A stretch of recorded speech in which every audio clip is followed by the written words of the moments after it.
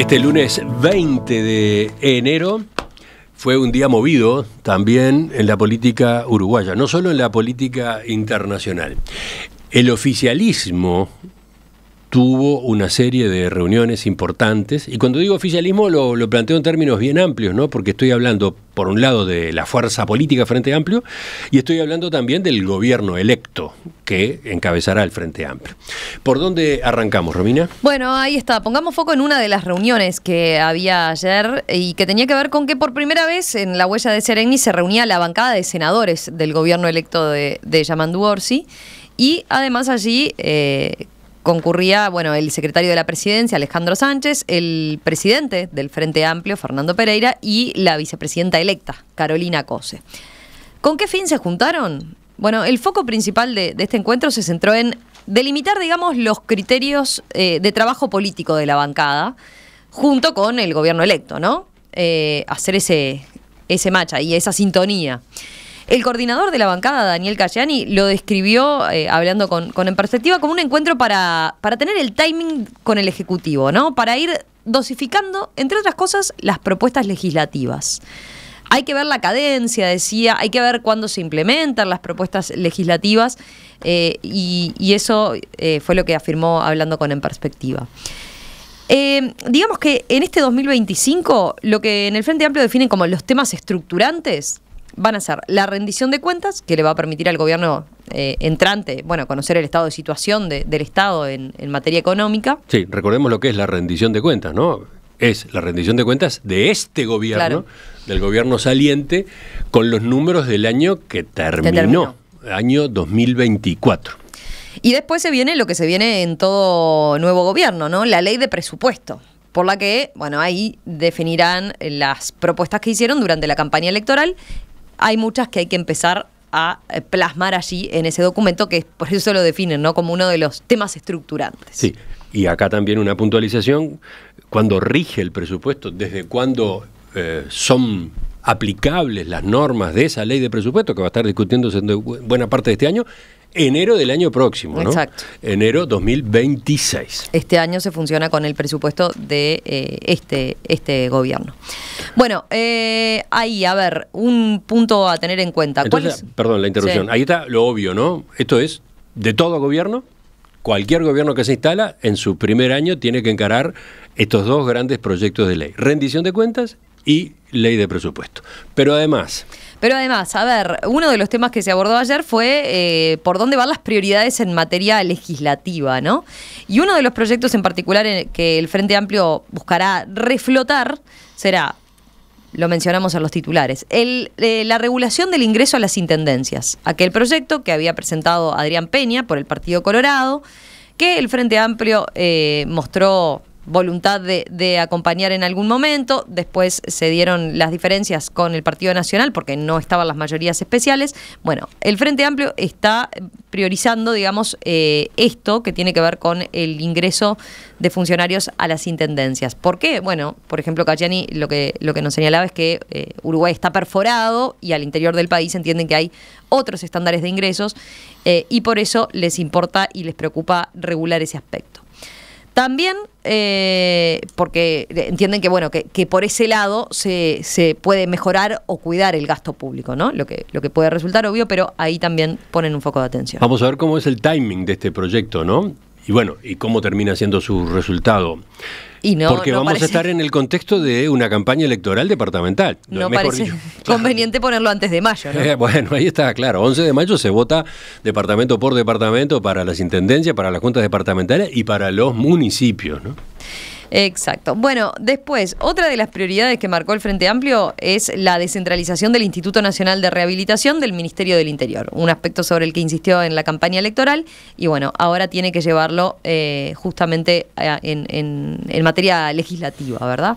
¿Otros proyectos que vienen del periodo pasado y que podrían reaparecer en la agenda? Bueno, la regulación de la eutanasia y también el cambio del marco normativo para los suelos de prioridad forestal. Esta iniciativa que en este periodo de gobierno presentó Cabildo Abierto, allá por los primeros años, recordarán ustedes, y que luego terminó siendo vetada por el presidente Luis Lacalle Pou. Sí, fue un episodio especialmente ruidoso dentro de la coalición de gobierno. Cabildo Abierto se descolgó, fue por este lado. Lo que en el Poder Ejecutivo, Ministerio de Economía, Ministerio de Ganadería se entendió que era un paso legislativo no adecuado, inconveniente, que cambiaba las reglas del juego, que podía afectar el clima de inversión. Recuerden aquel debate. Cabildo Abierto siguió para adelante y tuvo el apoyo del Frente Amplio. Y por lo tanto el proyecto salió.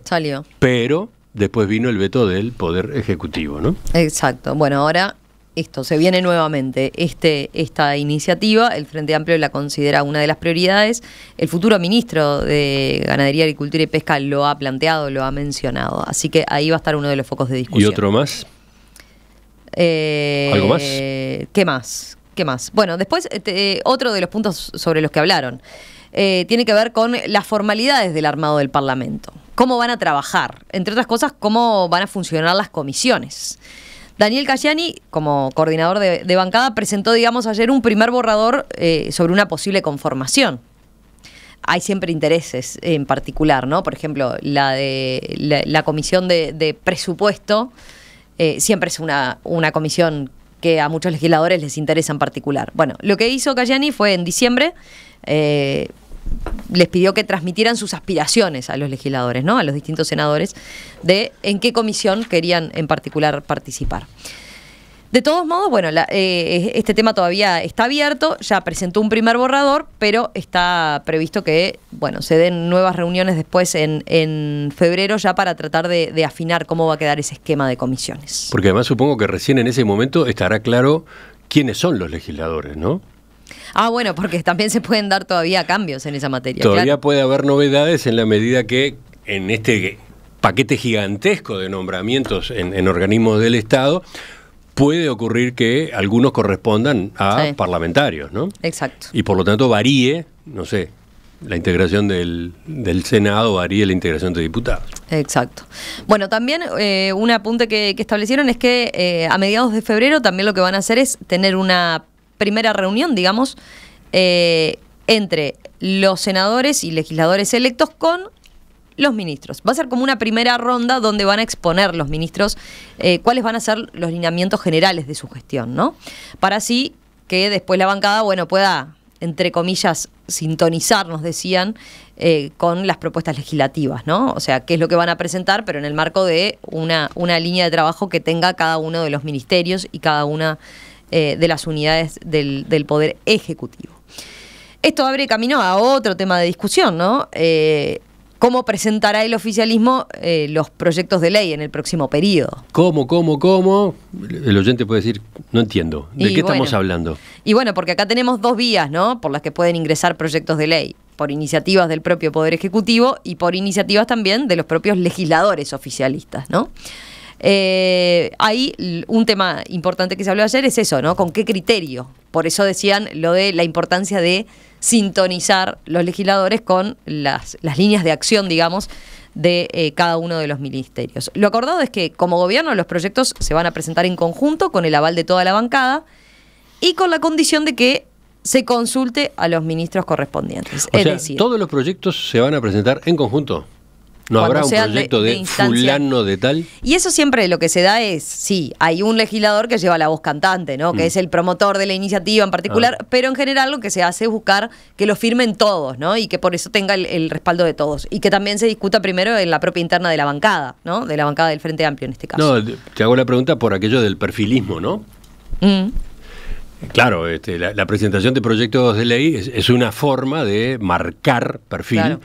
De marcar posicionamiento, de mostrarse, de exhibir afinidad con tal o cual sector de actividad, con cual sector de la población, etcétera, ¿no?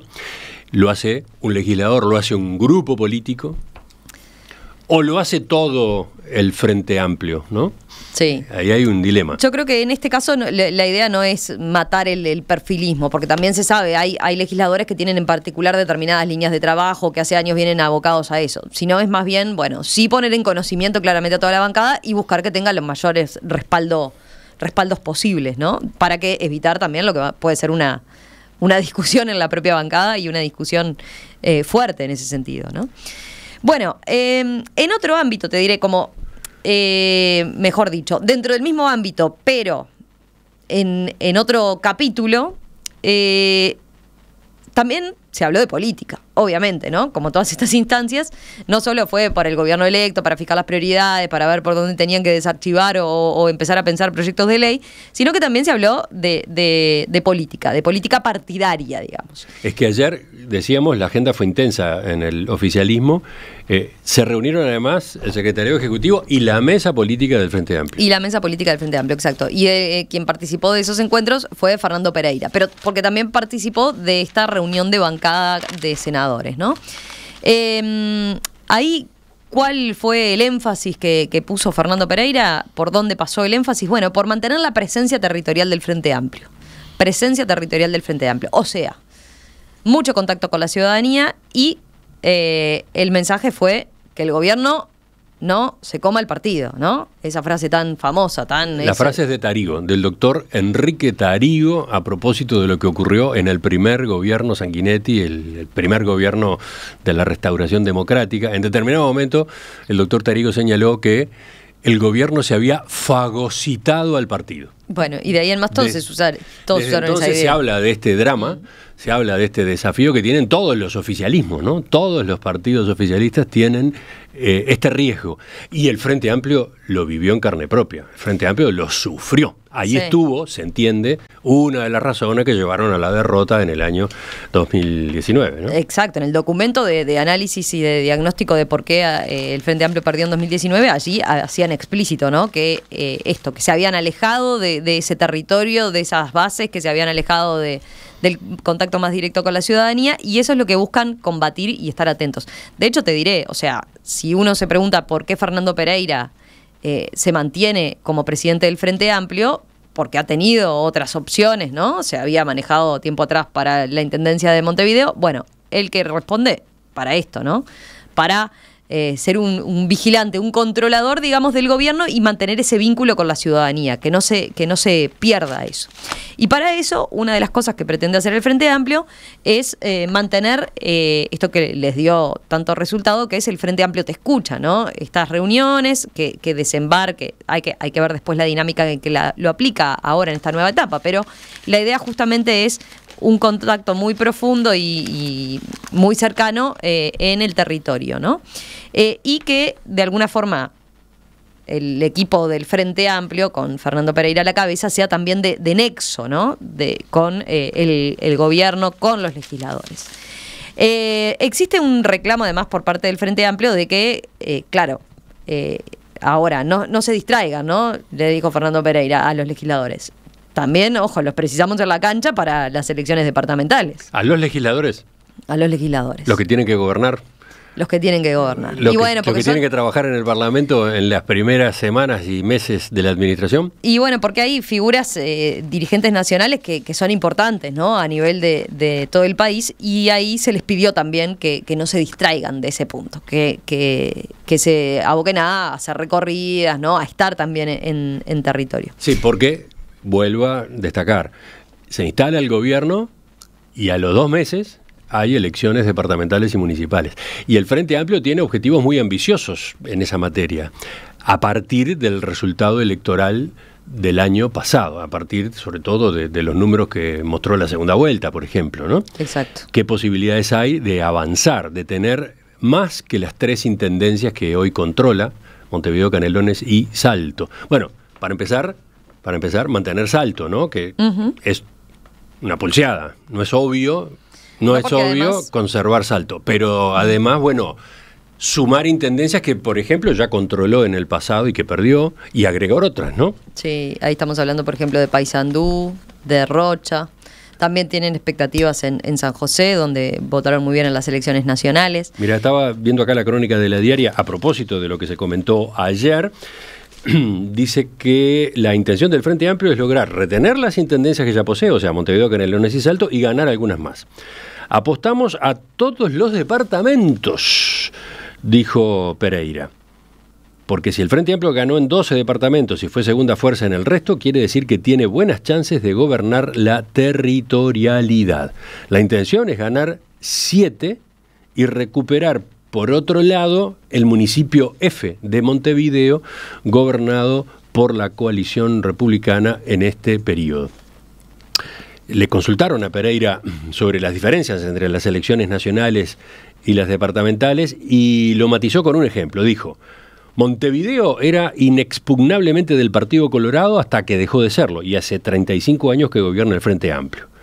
Es posible que el Frente Amplio vuelva a colocar una gesta de ese tipo para ganar varias intendencias. Y mirá la frase que dijo: estamos trabajando para eso desde el mismo día que terminó la elección nacional.